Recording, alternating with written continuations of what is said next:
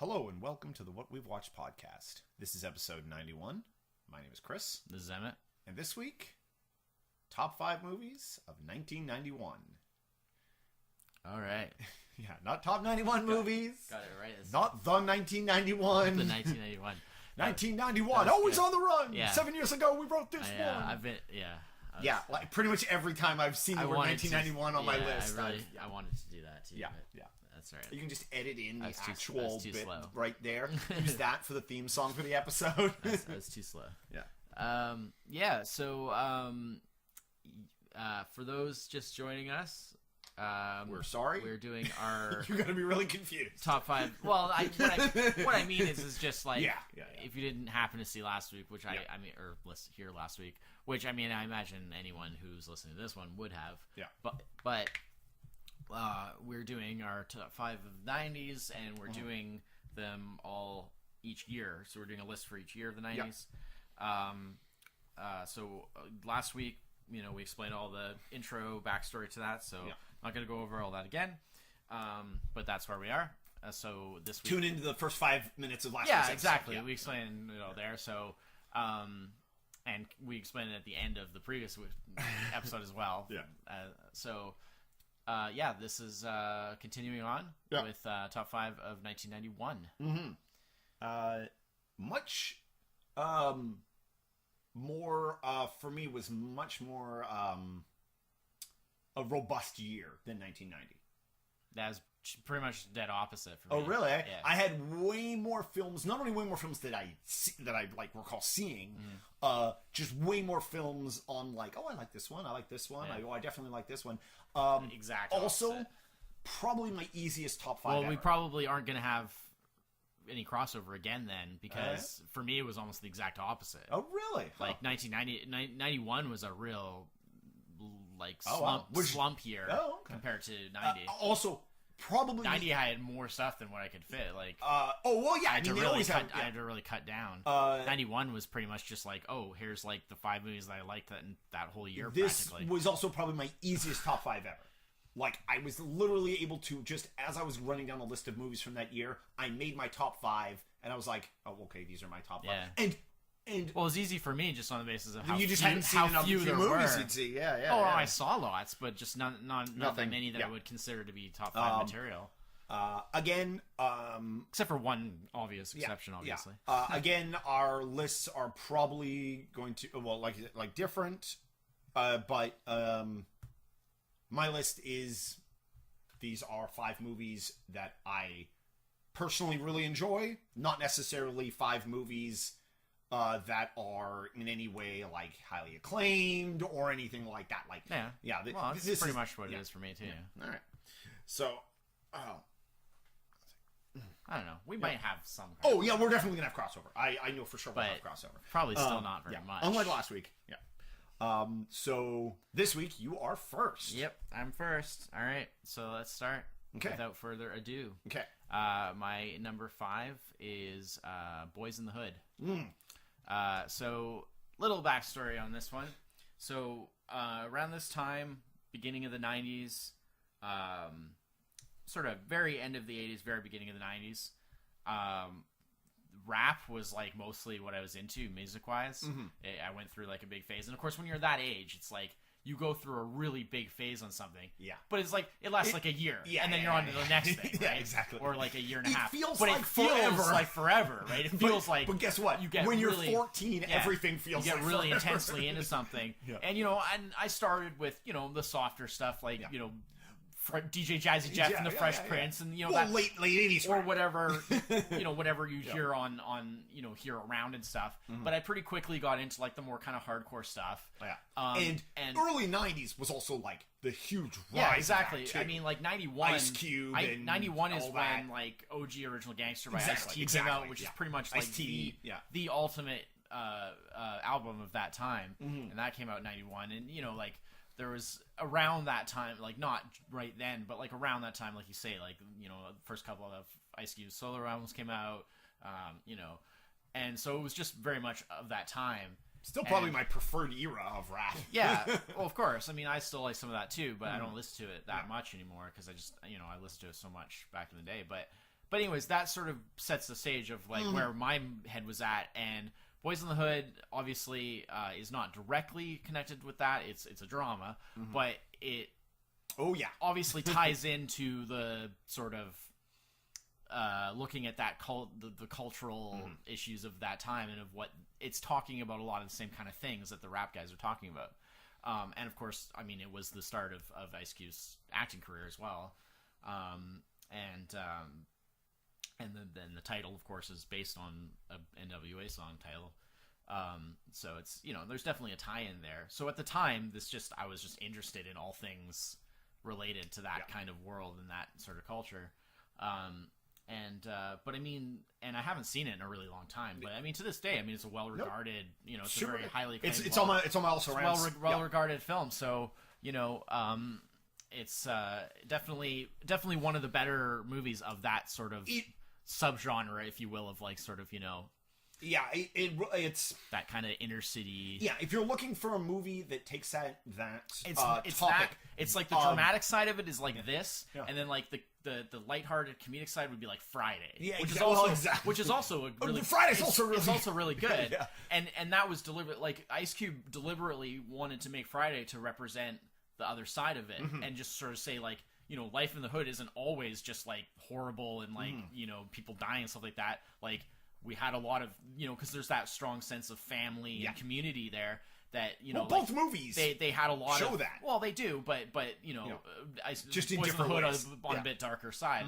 But like how, he really wanted to make Friday because he wanted to show that like, there were lots of times where they were just hanging out and having fun too, and he wanted to show that other side. Yeah, well, every day wasn't grim. Yeah, and so I mean, to be fair, like Boys in the Hood isn't like dark and grim. No, it's not. It's not like a really heavy, like depressing movie. It is like, but if it's you want a definitely movie that dramatic. really takes the topic of that inner city life, like approaches it like seriously, both topically and. But it's well balanced. It's well balanced. I mean, it's not. I would say not autobiography, but like as a like biopic style seriousness where it's not embellished for dramatic sake. It's not a documentary, but there could be a documentary like this. Yeah. You can't, like, Boys in the Hood is great. Yeah. It's real good. I really like it. So. It's the like I say, I haven't seen it in a really long time. It's the only movie, probably other than Friday, oddly enough, of that topic that I've ever like repeatedly gone back to and watched. Yeah. No, it's very watchable. But I haven't seen it in quite a while. Yeah. But that's, there's no special reason for that. It's just because it's not necessarily like one of my all-time favorite movies, but it is really good. Yeah. I have like very good memories, like fond memories of it. I mean, it's a weird thing to say about like a drama, but and it's still well regarded, so I don't feel like my memories are betraying me. I feel like remembering that it's good is good because it's still well regarded. So yeah. My number 5 is Boys in the Hood. Yeah, that's good. All right, my number 5, 50% on Rotten Tomatoes. Okay, so we're split right down the middle. Right down the middle. Despite making $390 million in the box office, which rated it the second highest. That's pretty good for for back then. For the second highest grossing film that year. Yeah. Theme song became famous. Done by a famous Canadian. It's Robin Hood, Prince of Thieves. Oh, God.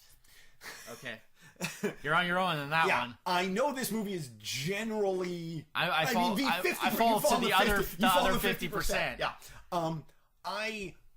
As has been discussed in... because these style... the Robin Hood mythos movies have fallen on other... I am a sucker for the Robin Hood mythos. And I really like this film. I'm 100% aware of all the flaws in the film. It is borderline. I love Kevin Costner. Offensive in some ways. Yeah, I love Kevin Costner. I really do. But Kevin Costner as Robin Hood is probably one of the dumbest ideas I've ever heard of. The funniest thing is he received a lot of flack for not using an English accent. Well, and I'm like, he used some kind of accent. Well, I don't know if it was an English accent. Well, he was trying to do something, all right. First off, he tried something, and I'm second off, really? would have him doing some horrible fake English accent actually helped? No, but it still kind of takes you out of the movie when you have somebody that's like basically a good old, you know, Western American, up until that boy point, doing Robin Hood. We also had Christian Slater, who does no English accent. Yeah. Morgan Freeman, who has no accent whatsoever. Yeah, Morgan Freeman. Is there no sun in this blasted country? Who does no accent Morgan whatsoever. Freeman was probably the best thing about it. He was the only really good thing. Alan Rickman is the best thing about it. Too over the top. It doesn't fit the rest of the movie. He's completely... I feel the movie is so kind of... 11. The movie is kind of goofy already, that him being at 11 was fine. I don't think that's intentional. Oh, no. Absolutely. I don't think it was supposed to be goofy. I think they thought they were making like a cool adventure action movie. Alan Rickman only did the role. They reapproached Alan Rickman like 4 or 5 times to do it, and he finally only agreed to do the role if he could use his personal interpretation of the character. And they agreed to that. And which is probably why his character is so out of character. Yeah. But something about this film, I just super duper enjoy it. Okay. I just find it's just super fun to watch. That's why it's your list. It's probably, no, when I say it's probably, no. It is too long for its own good. Yeah. It's like 2.5 hours. Yeah. At least 2.5 hours. Trying to be like a epic, you know? Oh, yeah, absolutely. But nothing in the movie backs that up. Mm-hmm. You know, like, I just find it super duper enjoyable. Yeah. It is like, Robin Hood.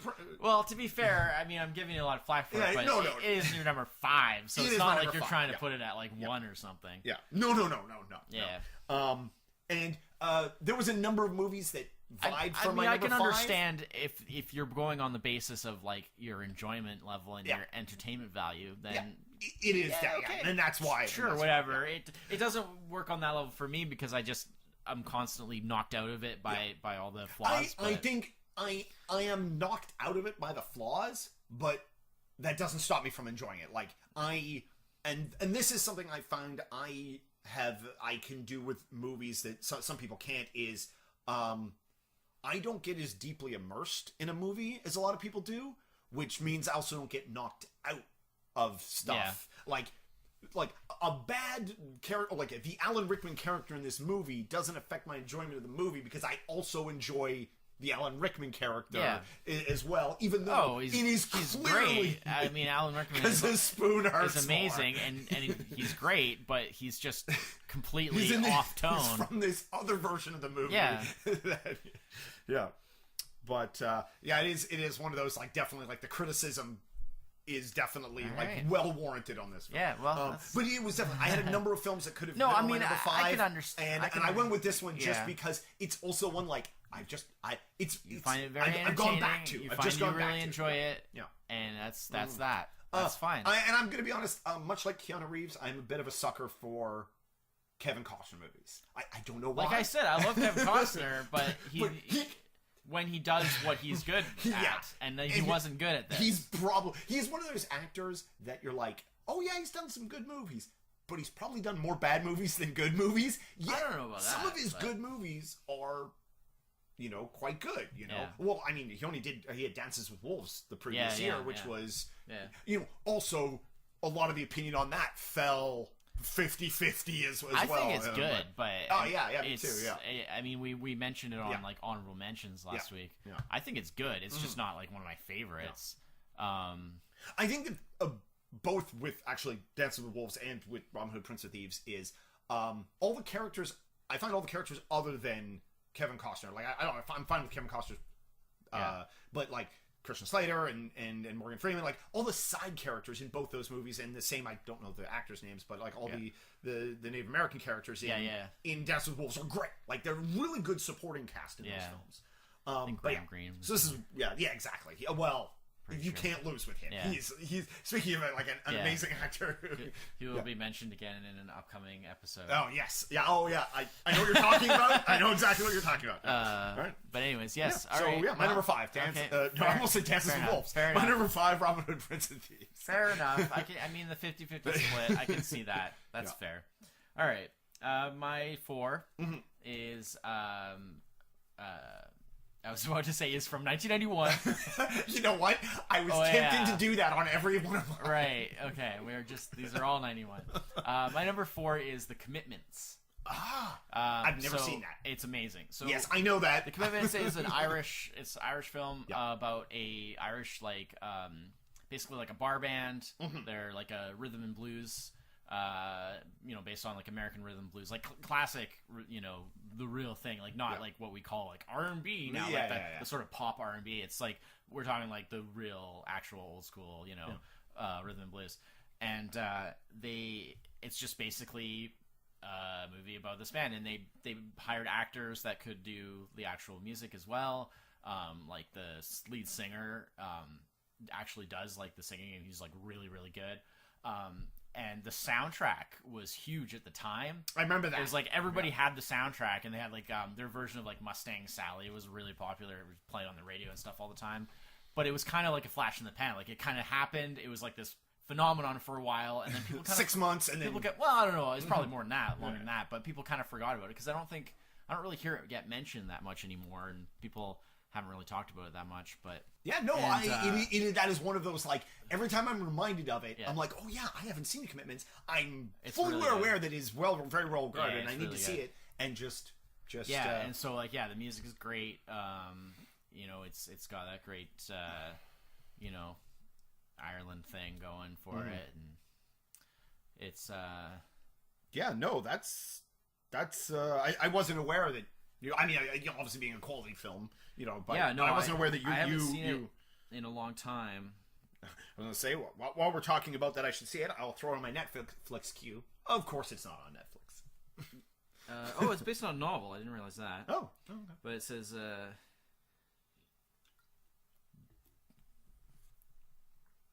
looks like Jimmy Rabbit, a self-proclaimed promoter, decides to organize an R&B group to fill the musical void in his hometown of Dublin, Ireland. The band comes together, but ends up consisting entirely of white musicians who have little experience with the genre. Even though their raw talent and lofty aspirations gain the group notoriety, the pitfalls of fame begin to tear at their newfound friendships as they prepare for their big show. So, yeah. Yeah, no, It's really it's really good. Awesome. Yeah, no, that's actually the fact you put on this list is great. It's a great reminder that if you can track it down. It's Netflix just tells me we don't have that. Would you like to watch that thing you do? And I'm like, well, I like that thing you do. I can see how they would make the comparison. I like that thing you do, but that's not what I wanted to watch. Yeah, no, I can see where they can make that comparison, but yeah, I just wanted to quickly check what the sort of that was the thing about the soundtrack is the soundtrack was so popular they released like a second volume of the soundtrack. Oh, that was something that would happen sometimes when movies had really crazy popular soundtracks. You'd see like blah blah blah volume 2, and you're like, is this just like, and you'd be like, more songs inspired by the film, and you'd be like, oh, so this music wasn't actually in the movie. Yeah. So quite good reviews. It has 88% fresh score on Rotten Tomatoes, but was not a big box office hit. I imagine it probably didn't cost that much to make, but it wasn't a big box office hit. It was like just under 15 million gross. It's the 80th highest grossing film of 1991 in North America. The 42nd highest grossing R-rated film of that year. Well, being R-rated probably didn't help it. Didn't get a bit there. Got to be natural with the language, right? Yeah. Especially when this is Ireland. I mean, come on. It's The Commitments. It's good. You should try and see if you can track it down somewhere. Yeah, definitely. I mean, heck, I haven't even seen it in so long. Like, we could probably maybe, if you can find it somewhere, we can watch it. We can maybe watch it because I haven't seen it in a million years. Not literally, but in quite a while. That was a while ago. No, that long ago. But I saw it. I watched it like a few times back in the day. Like I've seen it a couple of times, but just not in a long time. So, well, yeah. I guess if you haven't seen it, there's not really much to converse about with that. Unfortunately, but All right. Well, that's cool. No, but it's good. The affirmation of the quality of the film. It's really good. Yeah. All right. Well, you're 4 then, I guess. Okay. My 4 is my highest rated film. 83% on Rotten Tomatoes. Okay. Starring a duo of characters that actually disliked each other in the film, and the actors disliked each other during the filming. Okay. Directed by Frank Oz. What About Bob? Okay. Bill Murray, Richard Dreyfuss. Yeah. Both butted heads in the movie. Yeah. Well, that's not too surprising. Yeah. I mean, both of them have a history of that sort of thing. So it was interesting, like doing some. Like, I was aware that they had issues on the set, and I did back in some reading on it and doing research for the list here, and it was like interesting how like their acting styles and stuff like mostly got on Richard. Bill Murray got on Richard Dreyfuss's nerves while doing it. But Richard Dreyfuss actually like encouraged him to just be himself and do his things, because to use as fuel for basically Richard Dreyfuss is, I mean, he's not quite a method actor, but he's close, and so like he was like, it made it so much easier for him to be the character when he was like genuinely irritated with Bill Murray. Yeah, that makes sense. That makes sense. But like it went on to talk about, like, they talked to Frank Oz about it, and Frank Oz said like a lot of the filming was actually really rough because everybody, like all the actors, everybody kind of had their own interpretation of what the film should be, and so there was a lot of headbutting between everybody during the film, because people felt like stuff that was like too funny, some stuff was too funny that was too serious, and vice versa. And well, so I mean, it's but it's I still think it is a hilarious movie. Yeah, I mean, we've talked about it before. I've never been like a huge fan of it. I think it's funny, but there's so many better like Bill Murray movies, and it's. I mean, I would consider it better. I mean, there's a lot of worse Bill Murray movies too. Like, I would consider it definitely. I put this in with that like pile of Bill Murray, like pile of really good Bill Murray movies with like Scrooge. And see, I would put it below a lot of that stuff. It is definitely below those. Yeah. But those are from different years. But I mean, it was definitely funny. Like, it's definitely not. You're not bored watching it, which is reasonably good praise, and it's definitely funny. I just feel like, I don't know, I the character was a bit, I don't know, maybe I'm a bit too much like Richard Dreyfuss, and like I found him so irritating that like I kind of felt like he was supposed to be irritating. I was getting, like, I was sort of getting angry at the same time. I think if Dreyfuss was getting angry, was the audience member identified with Bob during the movie, you may have problems. No, but for example. Look at something like The Man Who Knew Too Little. Oh, yeah. Where it's a similar character in some ways, in that he's also kind of, he's a bit clueless and kind of childlike in some ways, and kind of like a bit, not the sharpest tack, and and has problems and stuff. But like, I found that character much more likable. I just found like Bob is just, to me, it just wasn't that likable. He's just too annoying. Yeah. But I mean, to a certain degree, but not so much that I didn't still enjoy the movie. Like, I do like that movie. I just don't consider it like top 5 material. Right? And that's the only real difference. But I mean, it's good. Like, it's watchable. It's fun. It's funny. It's. I would definitely consider it a good movie, a good comedy, especially.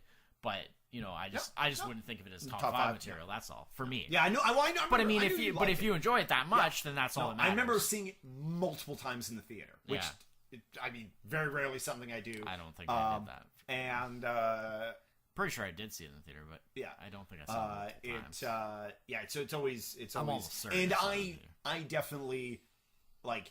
It's actually a movie where you can kind of be. You can also be irritated kind of at everybody in the movie, like at Bob, but also it's one of those dysfunctional. Exactly. It's one of those kind of dysfunctional movie, like dysfunctional characters, kind of movies. Yeah. The scene with Richard Dreyfuss where he's like, "Oh, do I have a copy of? Let me see if I've got a copy of my new book." And the entire bookshelf is all the same. Yeah. The baby steps. Oh book. Yeah, I mean, there's great moments. There's like I'm sailing. Yeah. I'm sailing. Yeah. He's just like tied to the mast. Yeah. Blows house up at the end. Yeah. I mean, there's lots of good funny stuff. It just doesn't. you know, it doesn't work. It doesn't work super well for me. You know, comedy movies are definitely it's the easiest genre for stuff to not necessarily gel with. Yeah, maybe I'm just too specific. And I do agree with you. It's definitely not the best Bill Murray. No, but we're not. That's neither here nor there in this context because we're not. This isn't top 5 Bill Murray movies, right? We're going year by year, I'm not even arguing that that's the case. No. I'm just saying that for me, it's just not you know top 5 material. But yeah. So my number 4. What about Bob? Cool. All right, number 3. I sort of I'd forgotten about it because it's something where I saw it listed and I was just like, yeah, that's not really. And then I should have. Of course, you would have it. I should have known that. I'm well aware of your liking for it. All right, so my number 3. Finally we move from our dramas and my dramas. You've already had some comedy, but more into the comedy milieu. This is actually technically. Not just comedy, which is something that I don't often have on my lists, but technically a romantic comedy too. Oh, which is even more rare on my list. Yeah. But this is a movie I've always really liked ever since it first came out. Saw this for the first time on an airplane, of all things. Oh, weird. But I think what I like so much is because it's comedy, it's romantic comedy, but it also has some dramatic elements, but it's also very high concept, and that always kind of appeals to me when there's something extra, and it's defending your life. That was tied for my number 5. I love Defending Your Life. So Albert Brooks, yes, so it's Albert Brooks writing, directing, starring, the whole shebang. It's a full-on Albert Brooks movie. My favorite Albert Brooks movie. He's great, and Meryl Streep is the female lead, of course. Also you great. Can't go wrong with Meryl Streep. So anybody who doesn't know about it, Albert Brooks plays this guy who he dies in like a car accident, and he ends up in sort of the afterlife, but it's this Judgment City. So it's kind of like a bit of like a purgatory kind of, but not Sounds really. Sounds like a place Judge Dredd would hang out, but it's not. It's sort of like it's like a holding. It's more like a resort, basically. But while you're there, it's basically just a temporary place where basically you go and there's essentially like a hearing, like a judgment, like a panel, yeah. And you have there's like a prosecutor and a defense, and they basically review your life, and it's decided basically if you are ready to move on to like the next level, or if you need to be basically reincarnated, sent back to Earth to basically try again to like do better. And it's essentially all about like kind of quite satirical. Yeah, it's very satirical, and it's about like sort of living your life without sort of fear, kind of like basically like not letting your sort of insecurities and fears kind of prevent you from making your own life a good life. Which is why Albert Brooks is perfect for this because he plays neurotic so well. He's really neurotic. But where the romantic comedy aspect comes in is so Meryl Streep plays this woman who's there at the same time, and they basically have like a romance plot while in Judgment City while they're both staying there. So of course it turns out he doesn't really live until he's died. Yeah, I mean that's something that's been there's been things of that before. Yeah. But what's interesting is the whole like how like she's basically like she really has her stuff together. Yeah, and she's pretty much breezing through the process. Oh, yeah. And he's like struggling at every turn because of his neuroses. So it's like the whole thing of like she's gonna move on, and if he doesn't get to move on, they won't be able to be together. He'll just get sent back to Earth and have to live another life, and she'll be already gone. So that's kind of that's the conflict. And his lawyer, Rip Torn plays his lawyer. Great. So good. It is really good. And I mean, there's lots of really ridiculous stuff. Like a big part of it is like it uses that whole silly kind of myth about like how much percent of your brain people use, and it sort of equates like does that whole like we only use like 10% of our brain, and it equates like that using. That basically, like, as people go up through, like, the levels of, like, afterlife, like, they use more of their brain, so it's, like, they become more, like, enlightened and more kind of, perfected as people and stuff like that, which, of course, like, it makes no sense. That's gobbledygook. Yeah. But it works in the context of the film because it's meant to be satirical. You're not supposed to take it literally, it's just using that as a device to make a point. But the actual just like everything about like him like coming to terms with things, dealing with it, all the little sort of like the pace, the it does that really great like you can follow along pacing of like as first because like they review his life and like basically like his life is all like recorded on like video, basically. And like so you show a neurotic person him being neurotic, like he just unravels at the beginning. Like, it's just like, oh no, I can't believe. And there's just lots of like interesting little like just stuff. There's also just little interesting things about like daily life in this place. Where it like I say, it's like literally kind of like a resort, but you know that you're just there for this particular purpose. Of course, he has this consistent like this is too good to be true. It's awesome. I love it. It's amazing. This is one of those movies that whenever I'm reminded it's from 1991, I always think this movie is much older. For something about this movie makes me think it's like a late 70s, early 80s movie, and just because I guess Albert Brooks did a lot of movies during that time period, I just lump it in with... But if you saw it... No, I haven't seen it in a while, but it's very clear. When I watch it, it's like, this is clearly a 90s film. But, the whole thing at the beginning is because, like... It's very highly regarded. The whole thing at the beginning is, like, because he gets, like, a CD player in his car, and he's got, like, CDs and stuff, and the CDs, like, fall down on the floor of the car, and he's, like, leaning down to, like, mess with them, and that's why he, like, crashes the car and stuff like that. So it's, it's very timely. It's like, oh, yeah, I'm getting CD players. Get a CD player in your car. And I just really like it. It's a terrific film. I saw it basically like at that time, pretty much. Like I say, I saw it on a plane the first time, and I've seen it numerous times since.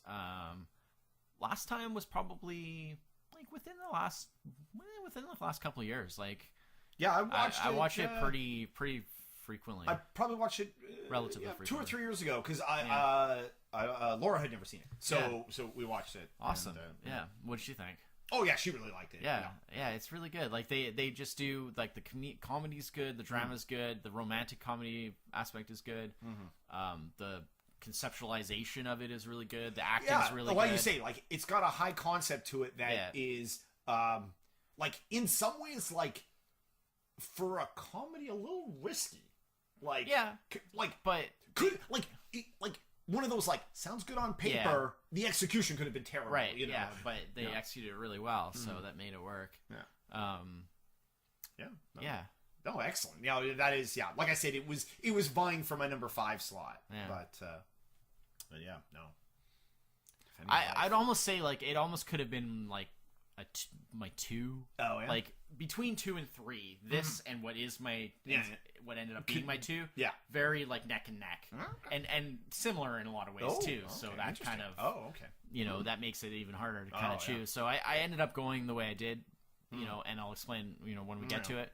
But I really love Defending Your Life, and so it's definitely right up there. So that's my 3. All right. My number 3 is a comic book adaptation. Early comic books adaptation. Middling score, 60% Rotten Tomatoes. Stars a bad guy who we recently talked about in a previous episode, as he was James Bond. This is The Rocketeer. Oh God! Wow. Disney's The Rocketeer. This again falls into the category of movies that I find just super fun to watch, super entertaining. Like, someone goes, "You want to watch Rocketeer?" I will watch The Rocketeer. It's that pulp action, which the very rare genre of pulp action, or at least in modern day films. I really like The Rocketeer.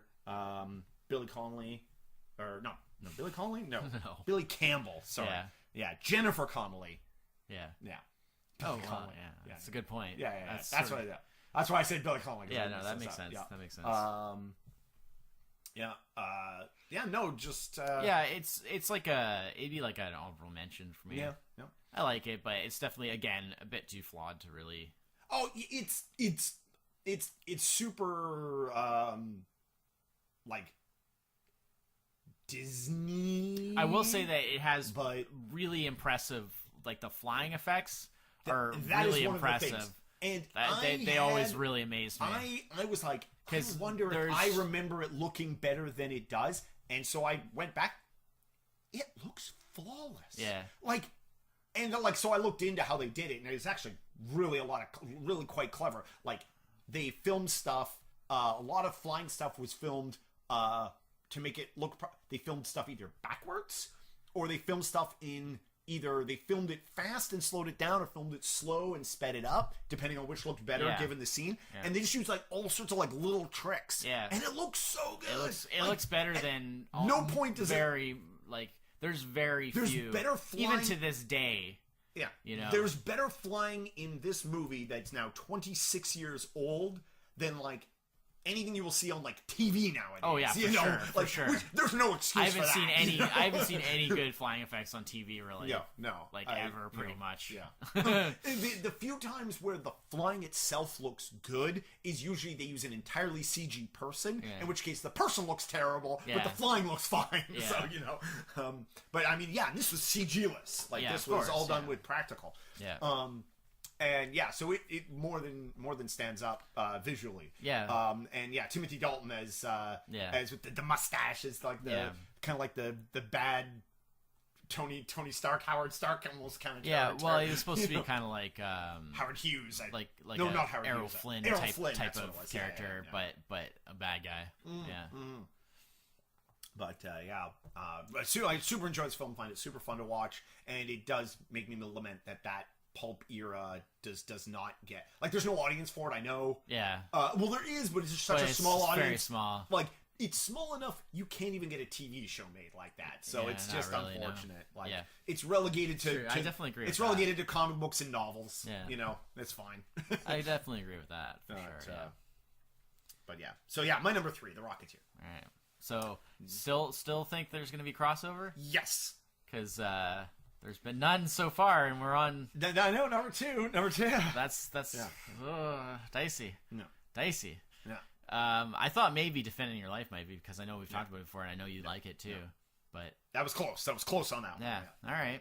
Well, my 2 is a movie that kind of like last week when you had. Miller's Crossing on your list, how like that's not a movie that you saw back in the day. It's very recent. It's something you saw very recently. This is kind of like that for me. I didn't see this until very recently, but it blew me away, and I was like, man, this is ridiculous. I never saw this before, and it's Only the Lonely.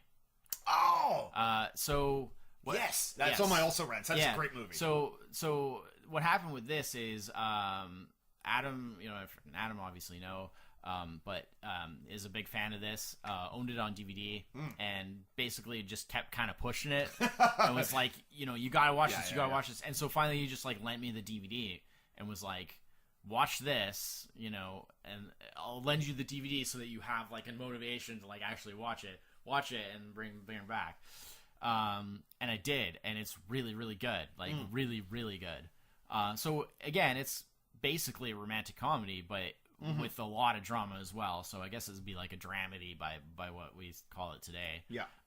But it's romantic. It kind of reminds me a little bit of has a similar kind of vibe to like Moonstruck, which was our lost episode. Our lost episode of Moonstruck. Yeah. So but it has kind of a lot of that type of thing where it's the sort of very kind of mismatched but passionate romantic storyline, but with comedy and with drama mixed in, and John Candy, amazing. Like it's got to be his best role, like in terms of his performance wise. Like he's a great. Like it's the kind of role that really reminds you, like, oh yeah, like he wasn't just a fat funny guy. Yeah, he was a really good actor. Yeah. But he's also really funny. But he's also like he just has this like. Just likable presence, like even when he's being annoying, it's like I wish I could have been friends with John Candy. Yeah, like things like Planes, Trains, and Automobiles, where he's deliberately kind of annoying. Yeah, but it's like there's still a likability. There's still something lovable about him. Like he's just has this like presence that's just you just want to like give him a hug and be like, hey, John Candy. And this was the second of two films he did that year, because he also did Delirious in 1991, which I have those together. I also really like Delirious. But yeah, Only the Lonely is I was blown away. I was just like, how did I never see this? But it was one of those things that just kind of fell through the cracks. And you know what, being like a comedy also is one of those things, like, it's so easy just to bypass. I mean, I always liked, you know, like I always remembered him from, like, you know, Spaceballs. He's hilarious in that, you know, or even like Stripes, or like a lot of those earlier kind of really famous comedies that he did. But this was just one that fell through the cracks. And I think also back then I wasn't as sort of open, like I wasn't as much like he was funny in Spaceballs, but I always just considered him like, he's just sort of part of it. But you know, there's so much other great stuff in Spaceballs. I didn't really give a lot of consideration back then to like how good John Candy actually was. And I sort of feel strangely bad about that because well, you were young, you didn't, you know, that's fine. I just didn't realize. But like the fact that it's all in retrospect now, and that like there will never be another John Candy movie, and hasn't been for a long time. He died way too young, because like the nice thing we can remember it nicely though, because he has a wealth of work. He has quite a few movies, and there was no real like. And his worst movie he didn't just take a nosedive. His worst movie is still good. Well, especially like even if it's bad, he'll be good in it. He'll be good in it. Like exactly. There's a few okay like movies with a good John Candy performance. But he's always like a standout because he's just almost anything good. That he was the main character is top notch. So Ali Sheedy is the female lead. She's really good. I shouldn't fail to mention her. The supporting cast is all great. Anthony Quinn is awesome as like the neighbor, the old man next door, who's, you know, kind of a pervert, but in the nicest, you know, the most nicest possible way. He's a nice pervert. Like he means well. He's just, you know, he's just a randy old man. But you know, it never really crosses a line into like, you know, creepiness. Like he's just you know, he's like a ladies' man who's just gotten old. Like too old. That's just you know. But maybe a hint of dementia there that makes him. But he's great. It's just really good. No, it is. I can recommend it falls wholeheartedly.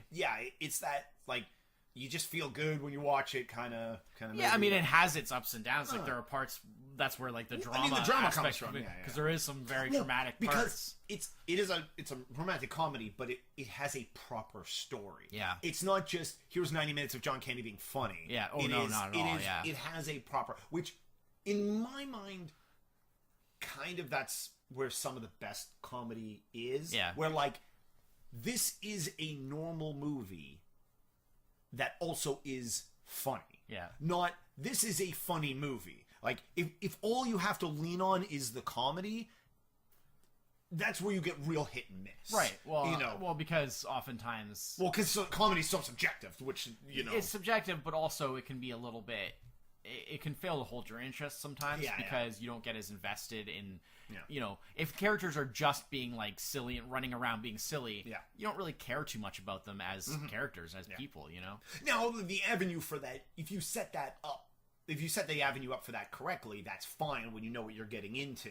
It can be, but it has to be done really well. Like, if all you have going is the jokes and the comedy, then you better make sure they're really good jokes. Exactly. Really good comedy. And I think that applies to, that applies to basically any movie. If you've got an action movie and all you can lean on is the explosions, you've got no explosions. If I don't care about the story, guess what? I'm not sticking around for the next explosion. All right.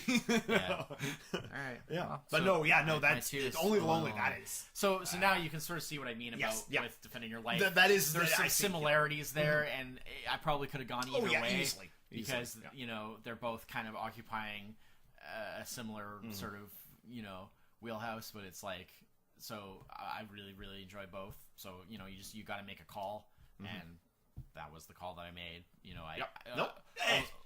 Sometimes on these, I feel like Defending Your Life maybe has some very 2 and 4 is we got to put them in some kind of order. I feel like Defending Your Life maybe had some very small. Maybe I feel like the whole like ridiculousness of like the all that 10% of your brain. Oh yeah.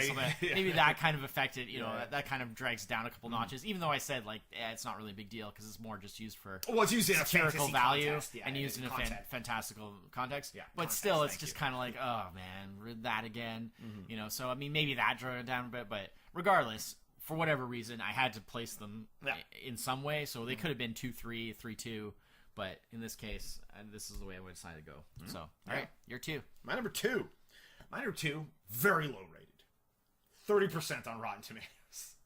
Despite that, made $300 million. What is with the you and the movies that did really well are badly rated? Badly rated. 1991 was a big year for that. Okay. Stars and actor already appeared in a movie on my list. Bill Murray? Dustin Hoffman. Oh, okay. Hook. Oh, God. Hook. Really? I love Hook. Wow. Peter Pan, much like Robin Hood, another genre, that I really love. But you still have to judge the movie itself, not just the fact of what it's about. I love Hook. I love the Robin Williams as the grown-up Peter Pan. I like how the Lost Boys were done in it. I like Captain Hook. I like Bob Hoskins as Smee. The setting is great. The costumes are great. The music is great. I just love this movie. It's so much fun. All right. Yeah. I'm not sure. I think you sort of like Hook. I like it, but it is deeply flawed. Oh. Absolutely, probably and that is probably the biggest criticism against that movie is it's one of those, how could such an great idea on paper turn into such a flawed film? Well, there's a lot of trouble behind the scenes and stuff like that. I'm going to guess that Steven Spielberg probably had difficulty making it all go together. I saw the sneak preview of that in the theaters. And it's the only time they used to, sometimes with those sneak previews, they did prize draws. It's the only time I ever won anything. I won the where they would draw a seat. Oh right, yes, and if your seat number, I won the soundtrack on cassette. Oh nice, nice. So obviously, I listened to that a lot. That was great. It's classic John Williams score. Yes, I mean, I love Steven Spielberg movies, obviously, and Dustin Hoffman was good. Robin Williams was good. Julia Roberts. It's a case of a movie that is definitely lesser than the sum of its parts. It has a lot of amazing parts, somehow just didn't quite gel correctly. Yeah. There's so many great things about it, but when you take it as a whole, something's not right. To me, I just scene by scene. I just this is that scene. No, I know what happens, and because I've seen this film probably at least a dozen times. Yeah. And this is the baseball scene, or this is the and I just have a good time really watching this film. The Boo Box. The Boo Box. All the Boo Boxes. No, not the Boo Box. The Boo Box. Yeah. I had an apostrophe. Lightning struck my brain. Yeah. I think you mean an epiphany. There's some good stuff. Yeah. No doubt about it. Yeah. But I again, Hook is an example. Much like Robin Hood. I wish. I keep wanting to say Robin Hood Men in Tights, which doesn't come from another couple of years. But I wish. It is a flawed film. Yeah, for sure. I wish that I could be right there and say, like in a perfect world, what I want that movie to be, I would be right there with you. Oh, yeah. I would be like, yep, that's number 2. Yeah. As it is for you. That's the movie that I want it to be. But I just know that it just isn't. It just doesn't work as well as it should.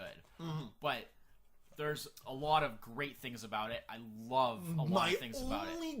My only real disappointment of the movie is I feel the end wraps up a little quickly. Yeah. It's one of those real we found a solution. We put the solution into action and credits. Yeah, well, and especially given the setup. Another 15 minutes would have been awesome. Especially considering how they really took time with the setup. And I think that was it. And that worked really well. They were just maybe they were told, like, look, this movie can only be so long. Yeah. It can, I think they took too much time. I think the setup of before they go to Neverland was all really good. Good, yeah. But I think once they got there, I think they took too much time with the whole process of him getting, like, his memories back and, like, becoming Peter Pan again. It's like those superhero movies where, like, 2/3 of the movie is their origin. Yeah. And you're like, I think they took too long with that part. Mm-hmm. And I think that's where a lot of the flaws lie. Like, probably. The food fight scene is just silly. Like, it doesn't work for me. It is. It is. Just, like they start with the whole insult thing and, like, trying to one-up each other with the insults. And that's fine at first, but, like, even that kind of goes on a bit too long. And then that turns into the food fight. And it's just, like... it just goes on, and then there's so many, like, they just go on for way too long with the whole like how, like, useless he is and how because he can't fat old man he doesn't remember he can't how to fly can't fly, can't fight, can't crow, and all that stuff, and they just draw that out too long. I think I agree with that, but I really like the way they establish the very beginning, like the sort of atmosphere and the way they establish his character. Mm-hmm. And he's just forgotten everything. He's just become the kludgy. Yeah, Yeah, that stuff is good. I mean, Robin Williams. You couldn't get a more perfect casting. For that role and the way that it had to be played. He was phenomenal. Dustin Hoffman was great because you don't always expect. This is not necessarily the type of role you would always expect from him. Yeah. But he was really good. It has, like I say, it's just one of those cases of, like, it feels like it's the sum is less than the parts because it has some really amazing aspects to it, but something just doesn't quite work. Doesn't ring true with overall. You. No. But I still like it. Like, I would watch it again. I just wouldn't put it again. I just wouldn't put it way up on the list. Yeah. So yeah. Yeah, that's it. Yeah. So yeah, my number 2. It'd be like an honorable mention for me, I think. I'm not really doing, like, honorable mentions really, because I figure since we're doing an entire list for every year, it seems a bit unfair to have a lot of, like, ties and honorable mentions and stuff like that, like we usually do for a lot of lists. But I know you tend to. I've got a couple. You tend to do them, and so I don't mind. I have a special honorable mention. I don't mind sort of jumping in on that. But I feel like I don't really like to do them myself, just because it's just seems like too much. With the single year is. Yeah. Anyways, but that's just me. Like, I'm not saying you can't do it. So my number 2, Hook. Cool. So now you're number 1. My number 1. Well, should be of no shock. Yeah. If you don't know what it is, then you probably don't know me at all. But it's what it always was going to be. Obviously, it's Terminator 2, Judgment Day, because that is one of my all-time favorite movies. It was my favorite movie for quite a while, sort of in kind of the 90s, and would still be right up there in the top sort of few. I think it's probably top 5. I think it's probably most people's. It'd be in my top 5 of favorite all time. Terminator movie by far. Yeah, it'd be in my top 5 of all time. And basically, just it's a masterpiece. I mean, it is just like it. There was nothing like it before it came. Like, it was just to have that level of, like, the investment of premium effort put into that film for the time was incredible. I mean, I will give credit, like we talked about last week. Total Recall was sort of kind of started the thing of like, let's dump a ridiculous amount of money to just, like, make this, like, ridiculously huge and be able to do things technically and effects wise and stuff like that like have never been done. And then it kind of got that ball rolling, but T2 is like what really put it over the top. And then it just kind of kept going from there. Like, there's going to be a movie coming up in the next couple of lists. The next couple of weeks was another kind of step in that direction. So it's something that it kind of just, but it just, the action, all the things like James Cameron. Attention to detail. Cameron is a genius. I mean, obviously, I had on our second half of the 80s list, I had Aliens right at the top. First half of the 80s list, I have Terminator right at the top. Ditto, Like, you know, obviously you can take it as a bias or whatever you want to take it, but Cameron is a genius.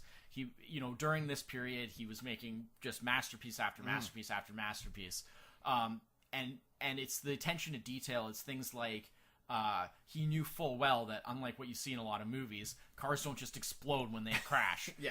So like in the scene with the big truck, the big rig, when it blows up, he actually put in the shot of like the gas coming out of the broken thing, and then the spark from the electrical system going into the gas and blowing it up, so that there would actual. It's the kind of thing nobody would have questioned it. If he hadn't, because it would have just been like every other action movie. Exactly. But he didn't want it to be like every other action movie. He wanted that extra level.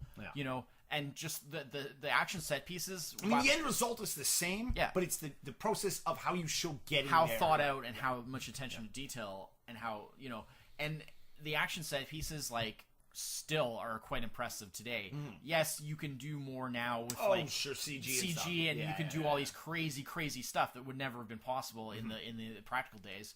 But they still have some really big action set pieces, like a lot of the chase stuff. Well, the aforementioned truck driving off the thing is that is since then is still like often imitated, never beat. Well, especially doing for real like that. Yeah, exactly. Where you actually see, unlike in most movies where, you know, like a truck or a car or something will drive off of something, and it's like they'll kind of jump over, and then it's like the one that does the jump is not the same one that lands. Because in real life, when they land, you like a vehicle like that, even a big truck like that, is like, I mean, still in Terminator 2, the truck that lands is also not the truck that they continue to drive because it was still destroyed. But you can see how much damage was done when it came down, right? It was barely holding together. Which in most movies it would have been like a totally different car. And it would have been barely damaged. Which is actually an interesting like dichotomy between like his desire to show like with the exploding truck, like the reality of it, like no truck could take that dive and still drive. Like, you know, it's just like in movies when they show cars making jump, like in Bullet. When all those cars make those jumps, like those cars are destroyed at the end of those jumps, and they have to drive away with another car. Destroyed. Well, they're not drivable, but they don't look the way that they look. Like they don't look like the suspension doesn't just bounce once and they keep driving. But it's the fact that they show like how much damage is actually done, and then they have to keep when you going. drop a truck off, right? Exactly. And just like things like that. Just the effort made for the T-1000. Like talk about going out on a limb. Like we are gonna jack the budget of this movie up so high, like a large chunk of it based on this one like special effect character that we want to use. Because nothing's been done like that before. And we're gonna do it with intricate control, and it still looks great till today.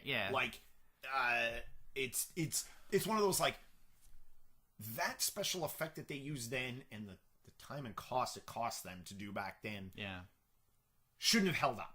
Like you should watch that today and be like, that looks bad.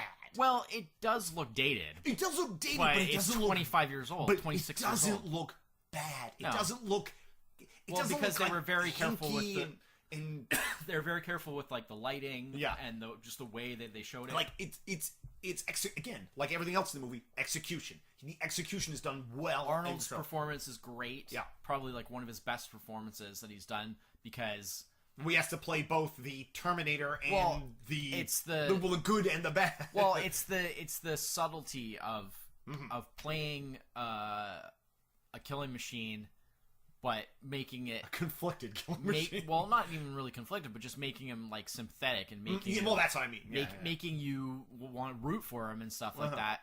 And having like an emotional connect. You know, it was like that very careful thing of how, you know, in like Star Trek, like how Spock had to be played, how Data had to be played, where it was like you had to have empathy. Straddle a very fine line. You had to have empathy, but it was a emotionless machine character, you know, or not Spock, not a machine, but you know, somebody who was supposed to not have those emotions.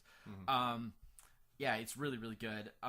There's lots of great dialogue. Obviously, the classic camera. I mean, it's not quite like to the level of. It's not like we're in Aliens, where like every line is like snap, rapid fire. But still, it has that classic that Cameron dialogue that's just great. Linda Hamilton is amazing. Obviously, you know, I mean, most people know about like the transformation basically that she put herself through to get to that character in that film, and the difference between the first film to the second in the character. I'm most reminded that the scene where they operate on him and she does the scene with her twin sister. Yeah, which is only a great special edition. Oh, really? Yeah, that's not in the theatrical version. Yeah, okay. I probably saw those far enough apart that I don't recall not seeing it. Oh, yeah, no, that's awesome. That whole scene. Yeah. Why would you go to the effort of filming that scene and not put it in the theatrical version? Oh, my gosh. Well, wow. Just, it was time. I guess that's because it wasn't necessary to the plot.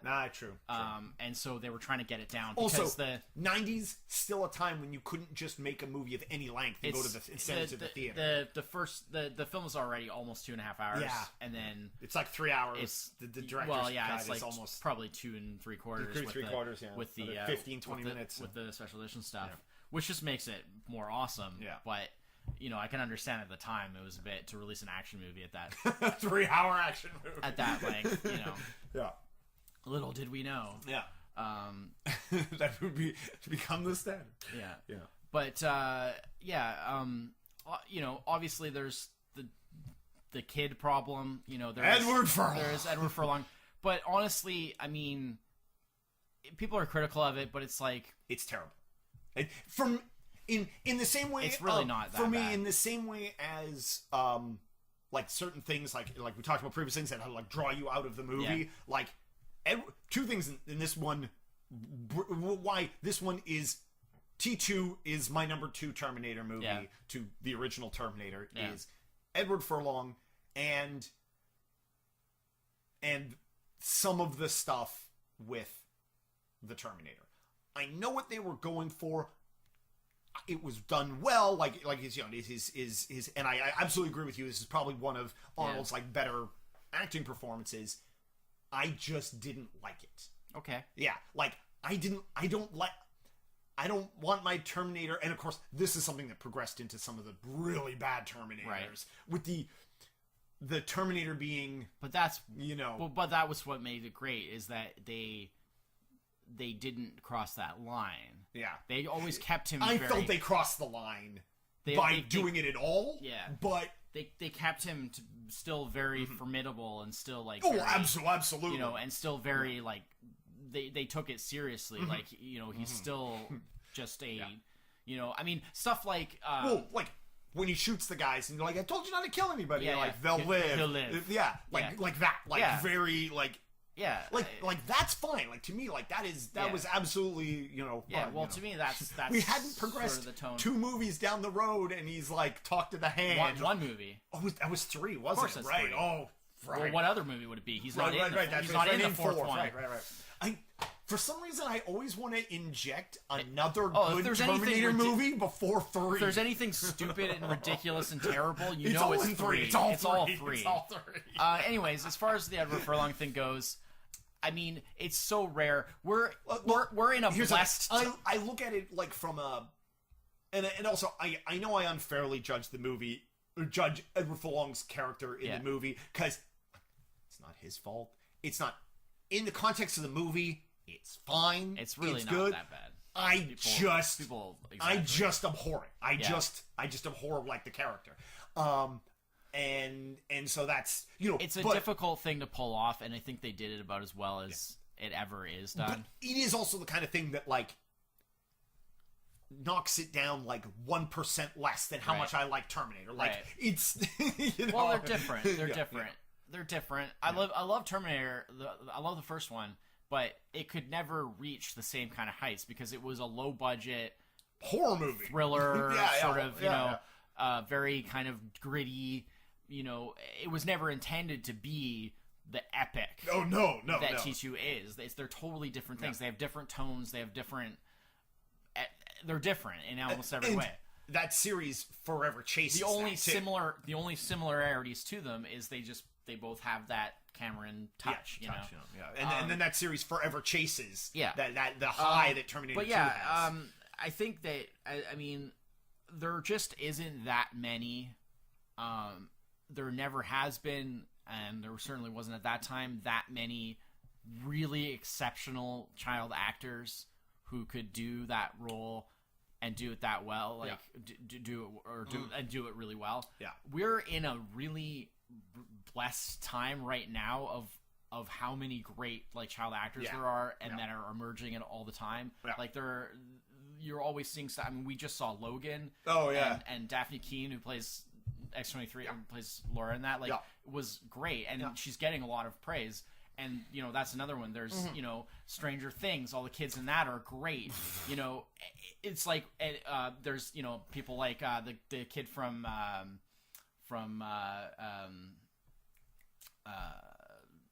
what's the one Midnight Express. Oh yeah, the kid from Midnight Express. Yep, right. Who was also in something else. Yes, not that long ago. He was in St. Vincent. St. Vincent, right. And, yeah, because that's right. We watched which that, we also saw, and it's like we're like this is like the golden age of like really amazing. Kid actors from Game of Thrones. Yeah, like really. Yeah, I mean they've kind of grown up now, but they grew up on the show for first season. You know? Yeah, I mean they were decent when they started. They've and I think probably a lot of that has to do with how writing is done for kids now, like. Kids, and directing too. Like I think directing, we need kids to be kids, but we're going to give them dialogue that makes them. I don't want to say like tiny adults, but that doesn't. Too often, and the 90s was definitely starting to pull away from that at that point, but the 80s and before that, it was like. You know, like when you're like something like talks down to you. Well, I feel that like kid dialogue in movies was like talking down to kids. I think it was really kind of like the 90s was where it went wrong. I think because the 80s I think had some great kid acting. Like the 80s had stuff like Stand by Me and stuff like that, where they basically carried the entire movie and they were amazing. But like I think the 90s is kind of where it started to go wrong.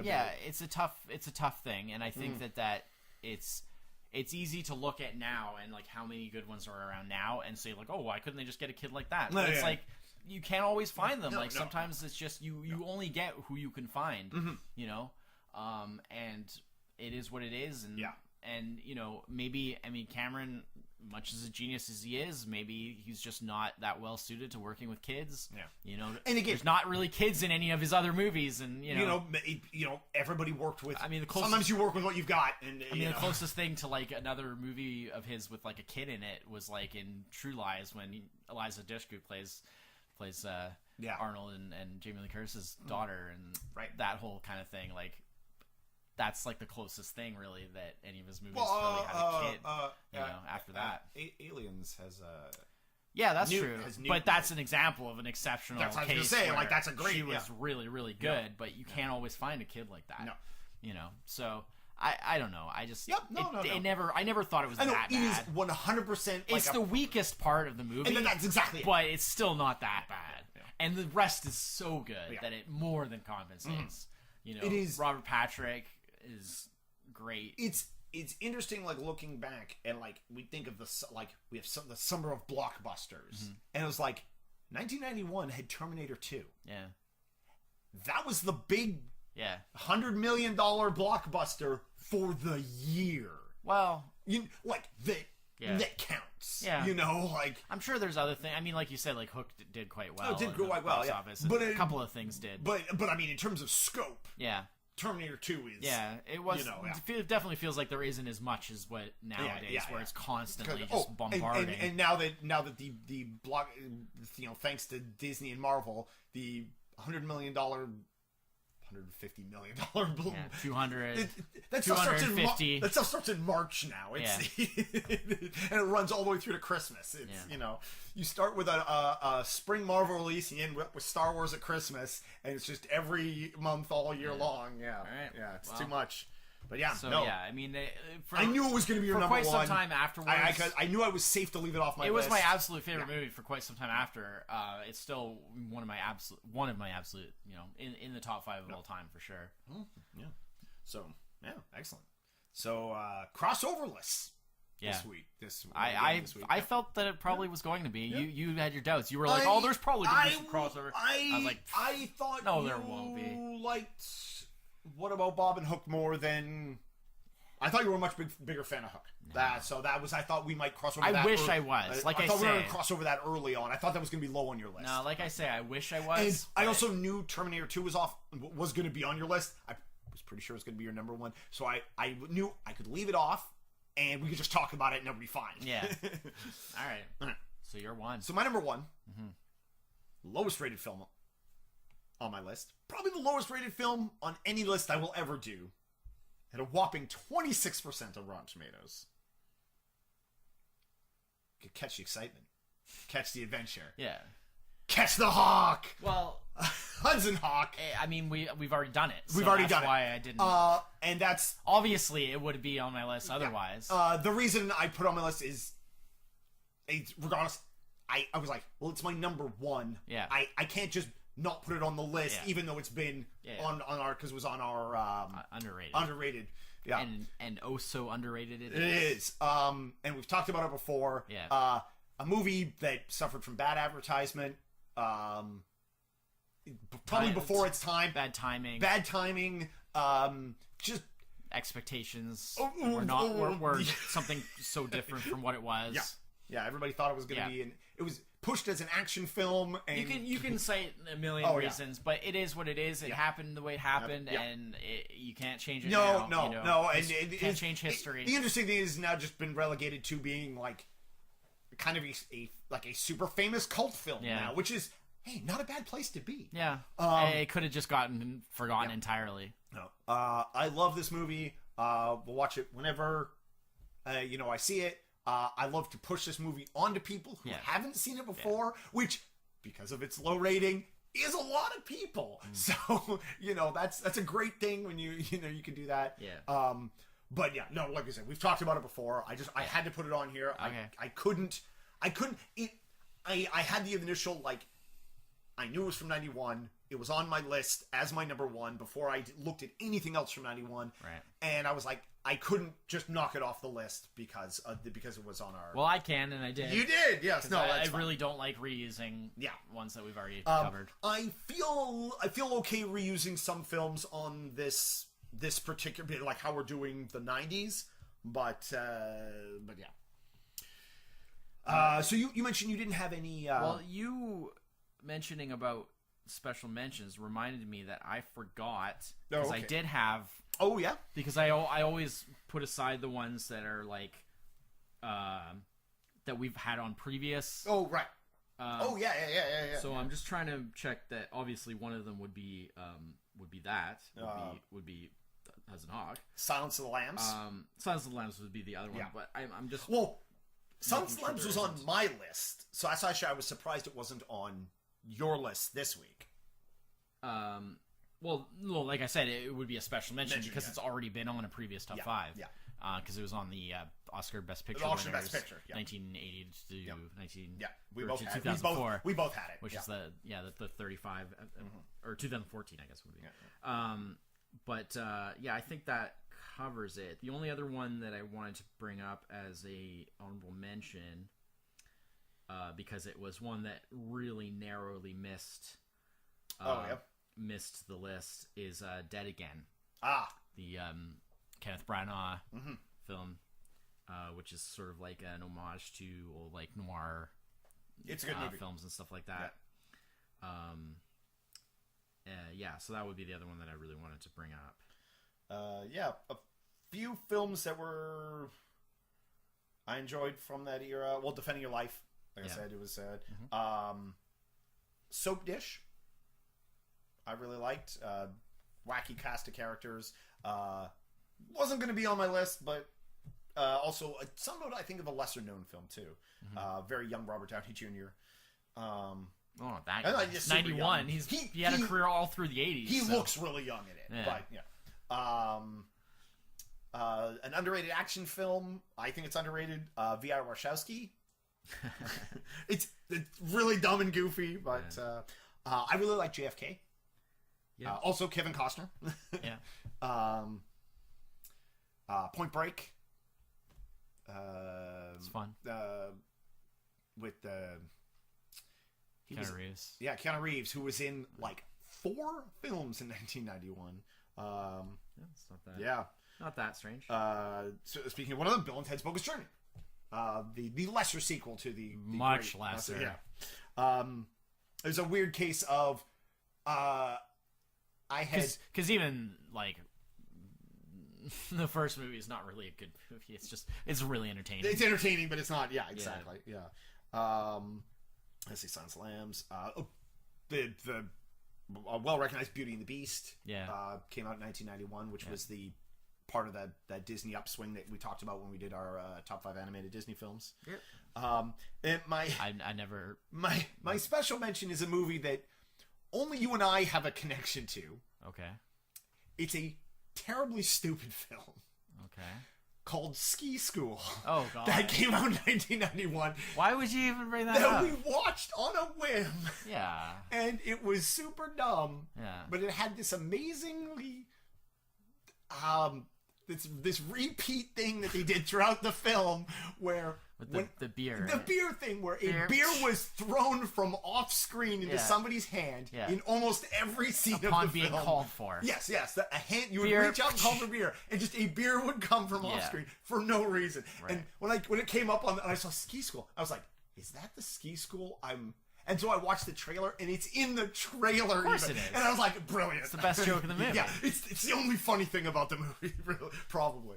But that was one of those, like, we rented it on a whim, probably, because we used to go to the video store, and we just went on a weekend. We'd rent, like, 5 movies and just, like, watch them all, like, back to back. Well, it was probably not 5 movies, but we'd rent a bunch of movies. 2 or 3 maybe, yeah. Sometimes we wouldn't even get to them all. Yeah. And it was just like, oh, well, we'll watch these next time. Yeah, well, but they would have deals and stuff. Yeah, you get 2. Renting multiple things. Yeah. I was going to say rent 2 for the price of 3. That's a terrible deal. It's a bad deal. Yeah. It's a raw deal. It's a raw deal. Not from... You want Double Impact. That's from 1991. I like Double Impact. That's with 2 Jean-Claude Van Dammes. Oh god. Yeah. Okay, we're supposed to be doing top 5 of 91. Let's stop talking about bad movies, please. For the love of God. Recognize all the worst movies. But yeah. So that was our top 5 from 1991. Do you want to just run back through your list again, or? Sure. Okay. Number 5 is Boys in the Hood. Number 4 was... I've forgotten already. What was number 4? The Commitments. Yeah. Number 4 was The Commitments. Number 3 was Defending Your Life, or possibly 2. Number 2, or possibly 3, was Only the Lonely. And number 1 was Terminator 2, Judgment Day. Yes. Awesome. Number 5 was Robin Hood, Prince of Thieves. I had trouble saying that. Prince of Thieves. Prince of Thieves. Enforcer. Yeah. Number 4 is What About Bob. Number 3 is The Rocketeer. Number 2 is Hook. And number 1 is Hudson Hawk. So you went heavy on the very flawed but entertaining movies, or movies you enjoy for their entertainment. To be fair, my 90 list was in a similar... Turns out... it turns out not as much as this though. This was absolutely. I mean, almost all my films were like 50% or some 50%. Yeah. What About Bob is the only like well-regarded movie on my list. And even that. Yeah. All right. Yeah. So how long are we gonna go here with no crossovers? Figure we'll go no crossover next year or next week for next year's next week / next year for next year's episode. Thanks for 98. 92. Possible 92. I doubt it. Yeah, but so that's what you said this time and the time before. You said we were gonna have 2 last week. I did say we were gonna have 2. We had none. Yeah. And then this week you were sure we were gonna have some. You know what? You are super surprising me with these top 5s. You were hitting me. Just doing the same thing I always do. High and low with movies that you're surprising me too because you keep picking terrible films, not very good movies. You're surprising me with movies that I wasn't. I didn't know. Not only did I didn't know you liked, I didn't know you were either like familiar with, like for example, The Commitments. Yeah. I had no idea. You know. Well, we did. Somehow in 25 years it's never come up. Or it has, and I just don't remember. Well, like we said earlier, at that age, a short period of time, feels like a very long time. So I feel like that movie was a big thing, and I was really into it. But we didn't meet until late that year, so we didn't really know each other still for most of this year. Yeah, and it's not something like when we met and we were like getting to know each other. It wasn't like, oh, do you see that movie, The Commitments? What do you think of that? Like, it's not really the kind of thing that would come up at the time. Yeah. So I guess it just we were probably being busy excited about Terminator 2. Yeah. So I guess it just never really came up. Yeah. So. No. But I also like it because it's like, it's giving me like movies like for fuel, which is I always movies for fuel. Yeah.